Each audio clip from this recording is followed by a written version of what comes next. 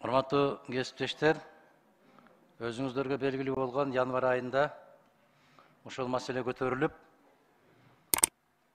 жогорку кеңеш тарабынан тапшырма берилген тийиштүү комитеттерге. Анын негизинде тегерек стол болуп өттү, угуулар болду. Жогорку соттун төрагасынын,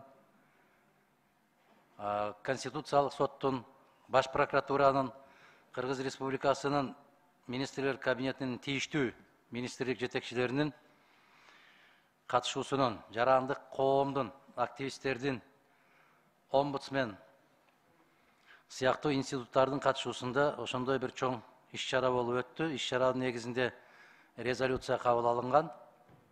Ошол резолюцияда ушундай тапшырма берилген: Кыргыз Республикасынын жогорку кеңешинин атайын ушундай бир токтомун кабыл алып, Кыргыз Республикасынын өкмөтүнө жана тийиштүү мамлекеттик ведомстволорго Кыргыз Республикасынын Конституциясынын 23-чү беренесиндеги адам укуктары жана эркиндиктерин ажыратылгыс жана алар ар бир адамга төрөлгөндөн баштап таандык деп белгиленген нормаларын кыйшайуусуз аткаруусу жөнүндө тапшырма берилсе дегендей. Ошонун негизинде эл аралык иштер, коргоо, коопсуздук жана миграция боюнча комитет маселени 22-жылдын 14-февралында, ал эми конституциялык түзүлүш боюнча комитет бүгүн жыйын өткөрүп, ушундай бир жыйынтыкка келдик. Токтомдун долбоору иштелип чыкты. Ал сиздердин мониторлордо илинген. Окуп отуруунун кажети жок болсо керек. Кыргыз Республикасынын министрлер кабинетине, Кыргыз Республикасынын башкы прокуратурасына жана Кыргыз Республикасынын акыйкатчысына 3 пункттан турган тапшырмалар коюлган. Кыскартып айтканда, министрлер кабинетине Кыргыз Республикасынын маалыматтык коопсуздугун комплекстүү камсыз кылуу жана коркунучтарга каршы аракеттенүү боюнча иш-чараларды иштеп чыгуу жана жүзөгө ашыруу маселесинде мамлекеттик жана башкаруу органдарынын ишин координациялоону күчөтсүн деп атабыз. Ошондой эле жарандардын укуктарын жана эркиндиктерин коргоого багытталган таасирдүү чараларды көрсүн деп атабыз.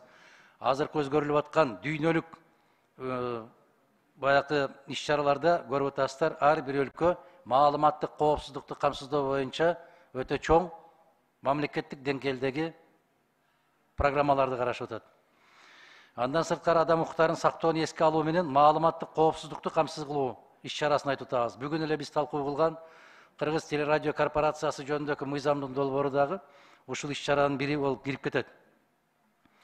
Маалыматка жетүүдө, аны алууда жана тартууда адамдын коопсуздугу менен укуктардын ортосундагы балансты белгилөөгө мүмкүндүк бере турган мыйзамдарды өркүндөтүү боюнча сунуштарды маалыматтык жана санариптик кызматтардын коомдук, эл аралык жана башка уюмдардын катышуусу менен иштеп чыксын жана белгиленген тартипте Кыргыз Республикасынын жогорку кеңешинин кароосуна киргизсин деп атабыз. Биз тийиштүү комитеттер ушул иштердин аркасынан иштөөгө даярбыз. Кыргыз Республикасынын ички иштер министрлигине, Кыргыз Республикасынын санариптик өнүктүрүү министрлиги менен бирдикте системаны өркүндөтүү боюнча таасирдүү чараларды, ошондой эле маалыматтык коммуникациялык технологияларды пайдалануу менен жасалуучу укук бузуулардын алдын алууга жана аларды жоюуга багытталган алдын алуу мүнөздөгү натыйжалуу чараларды көрсүн жана алдыңкы технологиялык чаралардын колдонуунун негизинде маалыматтык коопсуздукту коргоо жана камсыз кылуу ыкмаларын өркүндөтсүн деп атабыз. Себеп, урматтуу кесиптештер, соңку мезгилдерде көрүп атасыздар, фейк маалыматтар деген балекет болуп чыккан. Адамдын аң сезимине таасир этүүчү кубаттуулугу күндөн күнгө күчөп баратат. Мына ушул жаатта дагы биз тийиштүү тапшырмаларды берип атабыз. Мунун натыйжасында биз жайкы каникулга, Кудай буйрса, аман эсен жетсек, ошол жерге чейин, тарап кеткенге чейин омбудсменге тийиштүү тапшырма берип атабыз. Эмнеге? Себеп, Кыргыз Республикасынын Конституциясынын 109-чу беренесин алайык. Кыргыз Республикасында адамдын жана жарандык укуктары менен эркиндиктеринин сакталышына көзөмөлдү күчөтүү сунушталсын деп атабыз. Эмне үчүн? Себеп, Конституцияда дал ушундай норма белгиленген. Бул маселе боюнча талдоону жүргүзүү жана үстүбүздөгү жылдын июнунда Кыргыз Республикасынын жогорку кеңешинин алдында адамдын укуктарын сактоонун жана маалыматтык коопсуздукту камсыз кылуунун көйгөйлүү маселелери боюнча атайын билдирүү менен Жогорку Кеңештин алдында билдирүү жасасын деген сунушту киргизип атабыз.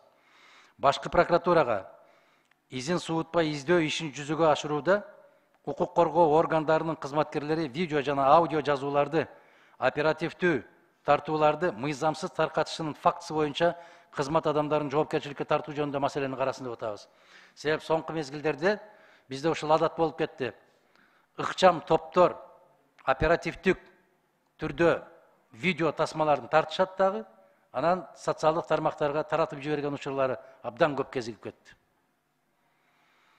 Айрыкча кээ бир телекомпанияларда атайын рубрикаларды ачып, такталбаган, аягына чыкпаган, соттун чечими чыга элек адамдарды кылмышкер катарында көрсөтүп, шектүү адамдарды дагы, алардын үй бүлөсүнө дагы, жеке адамдык ар намысына дагы өтө туура эмес сөздөр айтылып кеткен учурлар байма-бай кезигип өтөт. Айландырып алышты азыр. Ар бир ички иштер министрлигинин ичиндеги кээ бир райондук болобу, областтык болобу жетекчилер пиар компания менен алек болуп калышты. Такталбаган маалыматтарды телекомпанияларга берип жиберүү фактылары өтө көбөйүп кетти. Социалдык тармактарга жүктөп салуу көбөйүп кетти. Адамдын же көз карандысыз журналисттердин жеке турмушуна жана жалпыга маалымдоо каражаттарына, саясатчыларга, ошондой эле жарандык активисттерге кийлигишүүнүн бардык фактылары боюнча кызмат адамдарын тергөөгө жана аларды жоопкерчиликке тартуу жөнүндө көзөмөлдү күчөтүү сунушун киргизип атабыз. Себеп бул ар бир жарандын төрөлгөндөн баштап Конституциядан берген укугу. Мен кыскача айттым, урматтуу кесиптештер, суроо жооптор болгон болсо, бардык суроого жооп бергенге даярбыз. Рахмат. Рахмат, урматтуу депутаттар. Суроолор барбы?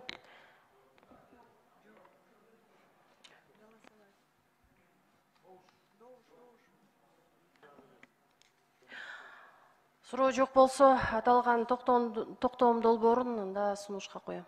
Ой, добушка коем. Кечиресиз.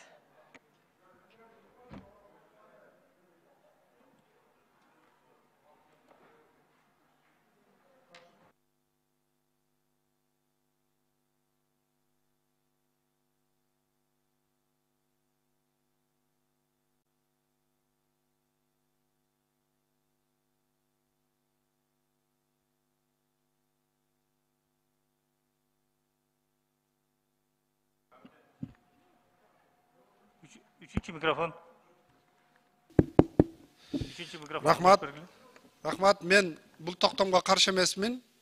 Бирок мынау чакырылган органдарга ушул токтомду ою пикири кандай бир сурап койбойлубу? Кабыл алабыз, бирок ой пикирини барбы? Буларда кошумча алымчасы барбы? Сурап койбойлубу? Өздөрүнүн позициясын билдирип койбойбу токтом боюнча?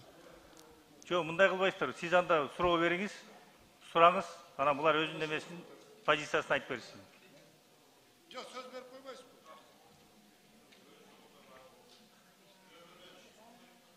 Жо, мындайды суроолор берсеңиздер, булар жооп берет да. Мен буларга кантип берем, эгер суроо жок болсо. Сурооңуздар.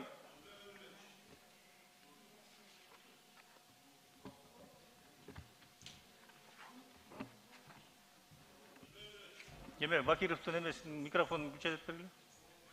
Кош. Рахмат.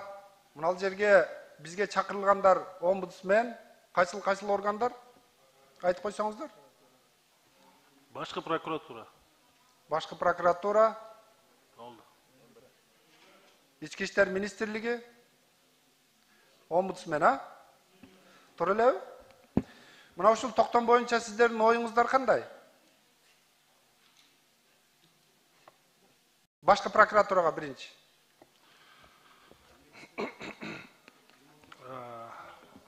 Токтом менен биз таанышып чыктык, биз макулбуз. Аткарабыз, действительно айтылган көйгөйлөр бар. Аткарабыз, жыйынтык кылабыз. Омбудсмен. Рахмат. Биздики ушул 5-күнү жарандык коом укук коргоо органдары менен бирликте бул иш боюнча чаралар башталат. Өзүнчө подкомитет түзүлүп, өзүнчө тармакта иш алып барабыз дагы. Андан кийин өз сунуштарыбызды бергенге даярбыз. Бир гана сураныч, мүмкүн болсо, бизге июнь деп коюлган экен, атайын докладты киргизүү боюнча. Бул мөөнөттү сентябрга коюп берсеңиздер кылына турган иш болот эле да, сапаттуу. Анткени 3 айдан кийин эле июнь болуп калат. Бизде билесиңер, тилекке каршы 3 доклад, 3 жылдын доклады кабыл алына элек, 3 доклад бериле элек. Андан сырткары азыр эл аралык стандарттар, эл аралык биздин келишимдердин негизинде биз конституциялык мыйзамды киргизишибиз керек, акыйкатчы тууралуу кабыл алышыбыз керек. Анан бизде ошол иш-чаралар актуалдуу болуп турат дагы, аларды бардыгы бул дагы абдан көйгөйлүү суроо, бирок сапаттуу кылыш үчүн балким бул суроону биз атайын докладты сентябрга алып келип берсек жакшы болмок. Рахмат. Ички иштер министрлигиден. Ички иштер министринин орун басары Абдиев. Бул токтомго ички иштер министрлиги макулбуз. Өзүгө коюлган милдеттердин баарын аткарабыз. Мына өздөрүнү угуп койгонубуз жакшы болду да. Мына бул аткаруучу ушул токтомду аткара турган органдар ушулар. Анан булардын оюну, пикирини билбей туруп эле анан кабыл алып койгонубуз дагы бир аз мындай ашыкчалык болуп калат эле да. Рахмат сиздерге, өзү бул токтомду колдошубуз керек. Аткарылышын сиздерден күтөбүз. Жанакы урматтуу Талант Турдумаев, жанакы омбудсмендин сунушуну эске алып койсок болобу ошол боюнча? Сентябрга чейин мөөнөтүнү. 5-ші микрофон. Бүтүн Кыргызстан Мадумаров. Кайрадан жана процедуралык маселе. Менимче Жамил айым койду, ким добушка коюп жиберди, шашылыш түрдө жанагы баары токтолду элек мезгилде. Ушуну кайрадан кайтып келип туруп добушка койсоңуздар, менимче бул токтом эч бир тараптан карама каршылык жок. Баш прокуратура менен дагы, ички иштер министрлиги менен дагы, омбудсмен институту менен дагы, бул мамлекеттик коопсуздук кызматы тарабынан дагы, соттор менен дагы, конституциялык сот менен дагы бардыгы биргелешкен даярдалган токтомдор. Кайра кайтып келсеңиз? Кайра кайтып келүү жөнүндө сунуш келип жатат. Буга чейин добушка коюлуп 43 макул болуп калган, токтом долбоор өтпөй калган. Азыр сөз сурагандар болуп атат. Табло берип калачы.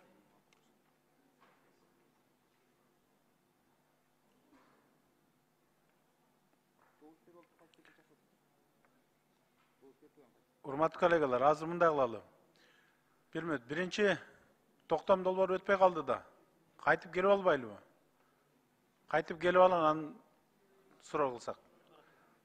Ошондуктан аталган маселени кайтып алып келүү, аталган маселеге кайтып келүү жөнүндө сунушту добушка коем, добуш бериңиздер.